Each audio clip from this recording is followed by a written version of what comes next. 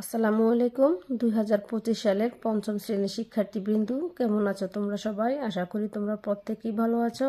হাজির হয়ে গেলাম তোমাদের বাংলা পাঠ্য বইয়ের বীরের রক্তে স্বাধীন এ দেশ গল্পটি এবং তার অনুশীলনী সমস্যা সমাধান নিয়ে।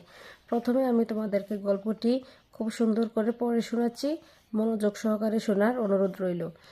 বীরের রক্তে স্বাধীন এ দেশ। দুরন্ত এক কিশোর, নাম মুহাম্মদ শেখ, বাবা মায়ের একমাত্র সন্তান। নাটক, থিয়েটার আর গানের প্রতি তার প্রবল অনুরাগ। কিশোর বয়সে হঠাৎ করে তার বাবা মা মারা গেলেন। বদলে গেল তার জীবন। যোগ দিলেন ইপিআরএ অর্থাৎ ইস্ট পাকিস্তান রাইফেলসে।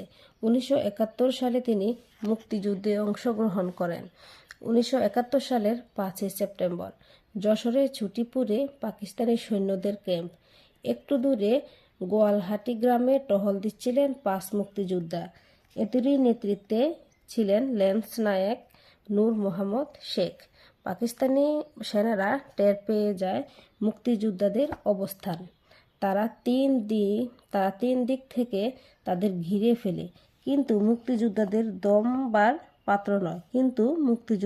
দমবার পাত্র নন। এই দলেই ছিলেন অসীম সাহসী মুক্তিযোদ্ধা নান্নু মিয়া। কিন্তু প্রতিপক্ষের একটা গুলি হঠাৎ এসে তার গায়ে লাগে।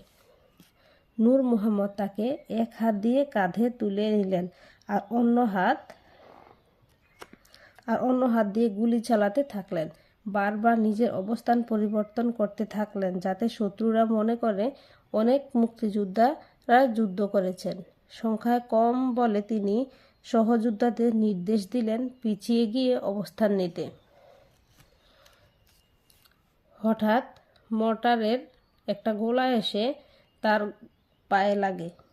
গোলার আঘাতে চূর্ণ বিচূর্ণ হয়ে গেল তার পা। তিনি বুঝতে পারলেন তার মৃত্যু আসন্ন। সহযোদ্ধাদের জীবন রক্ষার জন্য যতক্ষণ সম্ভব গুলি চালাতে চালাতে তিনি শহীদ হলেন। নিজের জীবনকে তুচ্ছ করে নূর মোহাম্মদ শেখ এভাবেই রক্ষা করেছিলেন মুক্তিযোদ্ধাদের জীবন। তার জন্ম 1934 সালের 26 ফেব্রুয়ারি নড়াইলের মহিষখোলা গ্রামে। তিনি একজন বীরশ্রেষ্ঠ মুক্তিযোদ্ধা। এরকমই আরেক যোদ্ধা বীরশ্রেষ্ঠ ল্যান্স নায়েক মুন্সি আব্দুর রউফ। 1943 সালের 8 মে ফরিদপুর জেলার বোয়ালমারী থানার সালামতপুর গ্রামে তিনি জন্মগ্রহণ করেন। ছোটবেলায় তিনি খুব দুরন্ত ছিলেন। তিনিও ইপিআর বাহিনীতে যোগ দেন। মেশিন চালক হিসেবে সুনাম অর্জন করেন। মুক্তিযুদ্ধ শুরু হলে তিনি যুদ্ধে যোগ দেন। দিনটি ছিল 71-এর 8 এপ্রিল। ওই দিন মুক্তিযোদ্ধারা পাকিস্তানি নৌসেনাদের উপর আক্রমণ করবে। এই জন্যে তারা খাগড়াছড়ি জেলার মহালছড়ির কাছে বুড়িঘাট এলাকার চিংড়ি খালের 2 পাশে অবস্থান গ্রহণ করেন। পাকিস্তানি সৈন্যরা মুক্তিযোদ্ধাদের আক্রমণ করতে এগিয়ে আসে। সাথে নিয়ে আসে 7টি স্পিডবোট আর 2টি মোটর লঞ্চ। স্বল্প সংখ্যক মুক্তিযোদ্ধার মৃত্যু অবধারিত হলেও তারা পালিয়ে যাননি। আব্দুর রউফ নিজেই দায়িত্ব নিলেন নিজের জীবন দিয়ে সবাইকে রক্ষা করার। মেশিন গান হাতে তুলে নিয়ে গুলি ছুড়ে শত্রুদের রুখে দিতে থাকলেন। সহযোদ্ধাদের বললেন নিরাপদে সরে যেতে। মুক্তিযোদ্ধাদের আক্রমণে পাকিস্তানিদের 7টি স্পিডবোটই ডুবে গেল। বাকি লঞ্চ দুটো থেকে গুলি ছুটতে তারা পিছু হটতে থাকলো। এরকম মুহূর্তে হঠাৎ একটা গোলা এসে পড়ল তার উপর। তিনি শহীদ হলেন।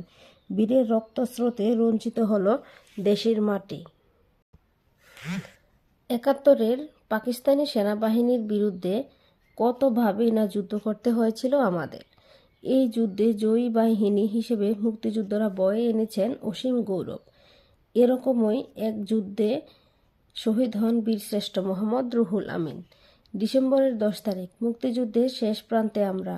মুক্তিযোদ্ধাদের নৌজাহাজ বিএনএস পলাশ এবং বিএনএস পদ্মা মগলা বন্দর দখল করে নিয়েছে। এবার লক্ষ্য খুলনা দখল করা। ভৈরব নদী বেয়ে খুলনা দিকে চলেছে নৌজাহাজ দুটি। খুলনার কাছাকাছি চলে আসলে একটা বোমারু বিমান থেকে জাহাজ দুটির উপর বোমা এসে পড়ে। রুহুল আমিন তখন বিএনএস পলাশের ইঞ্জিন রুমে ছিলেন।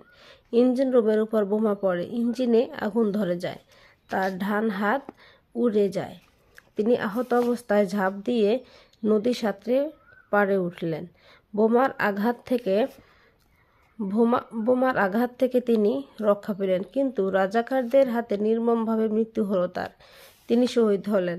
তার জন্ম হয়েছিল 1935 সালে নোয়াখালী জেলার বাগচাপড়া গ্রামে। লাখো শহীদদের রক্তের বিনিময়ে আমরা 1971 সালে 16 ডিসেম্বর বিজয় অর্জন করি। এই দেশকে আমাদের সুন্দর করে তুলতে হবে। অনুশীলনী শব্দগুলো পাঠ থেকে খুঁজে বের করি, অর্থ বলি। টহল, আসন্ন, অবধারিত, রক্তস্রোতে, রঞ্জিত, শায়িত। আমি তোমাদেরকে শব্দগুলোর অর্থ দেখিয়ে দিচ্ছি। এই যে দেখো, টহল অর্থ পাহারা দেওয়া, আসন্ন অর্থ আগত প্রায় বা নিকটবর্তী, অবধারিত অর্থ অনিবার্য, রক্তস্রোতে অর্থ রক্তের ঢেউয়ে, রঞ্জিত অর্থ লাল করা হয়েছে যা, শায়িত অর্থ শুয়ে আছে এমন।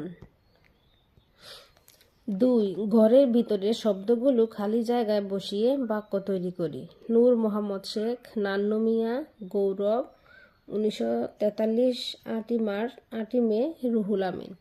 ক. ল্যান্স নায়েক নূর মোহাম্মদ শেখের দলে ছিলেন অসীম সাহসী মুক্তিযোদ্ধা দেশ। ল্যান্স নায়েক নূর মোহাম্মদ শেখের দলে ছিলেন অসীম সাহসী মুক্তিযোদ্ধা দেশ। এখানে কি হবে? যেখানে তোমাদের শূন্যস্থানগুলোর উত্তর দেওয়া আছে। ল্যান্স নায়েক নূর মোহাম্মদ শেখের দলে ছিলেন অসীম সাহসী মুক্তিযোদ্ধা নান্নু মিয়া। নিজের জীবনকে তুচ্ছ করে নূর মোহাম্মদ শেখ সেদিন এভাবেই রক্ষা করেছিলেন মুক্তিযোদ্ধাদের জীবন। গ. ল্যান্স নায়েক মুন্সি আব্দুর রউফ 1943 সালের 8 মে ফরিদপুর জেলার বোয়ালমারী থানার সালামতপুর গ্রামে জন্মগ্রহণ করেন। এই যুদ্ধে জয়ী বাহিনী হিসেবে মুক্তিযোদ্ধারা বয়ে এনেছেন অসীম গৌরব।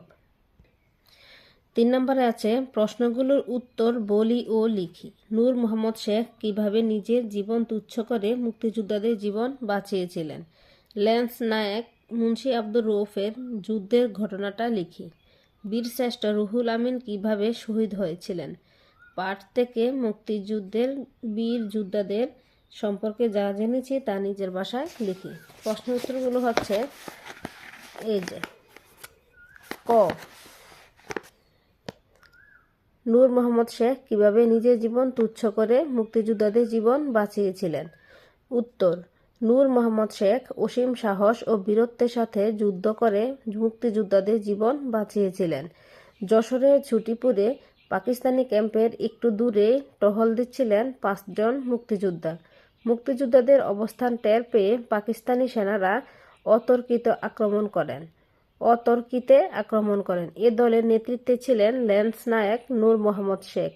সহযোদ্ধা নান্নু মিয়ার গায়ে গুলি লাগলে নূর মোহাম্মদ শেখ তাকে কাঁধে তুলে নিলেন আর এক হাতে গুলি ছুড়তে লাগলেন।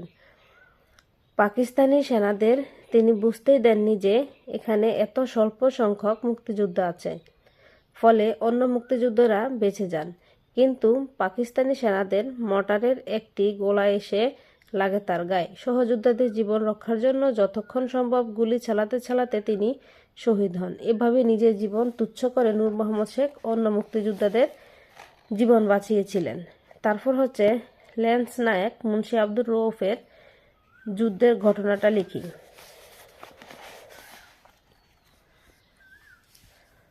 1971 সালের 8 এপ্রিল মুক্তিযোদ্ধারা পাকিস্তানি নৌসেনাদের উপর আক্রমণ করার সিদ্ধান্ত নেন। এজন্য তারা খাগড়াছড়ি জেলার মহালছড়ির কাছে বুড়িঘাট এলাকার চিংড়ি খালের 2 পাশে অবস্থান করেন।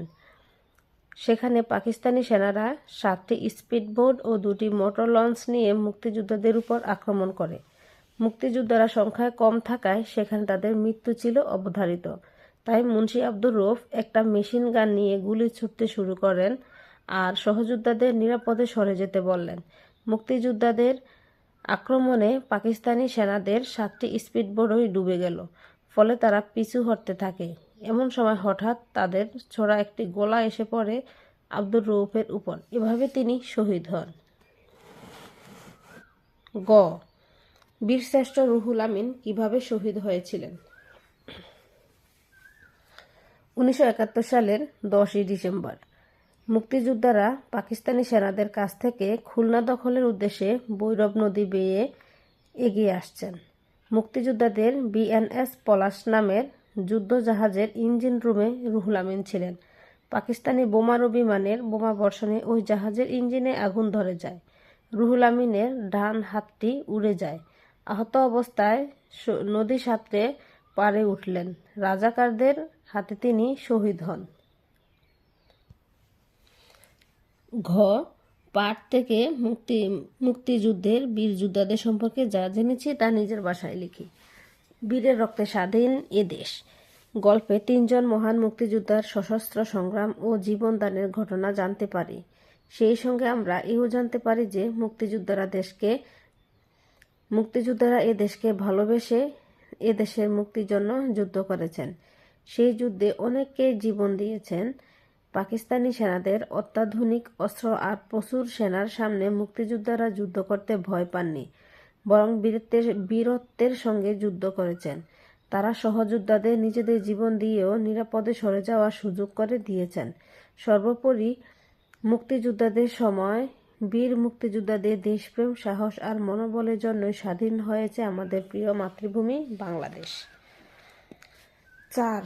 4 আছে বিপরীত শব্দ লিখি এবং তা দিয়ে একটি করে বাক্য লিখি।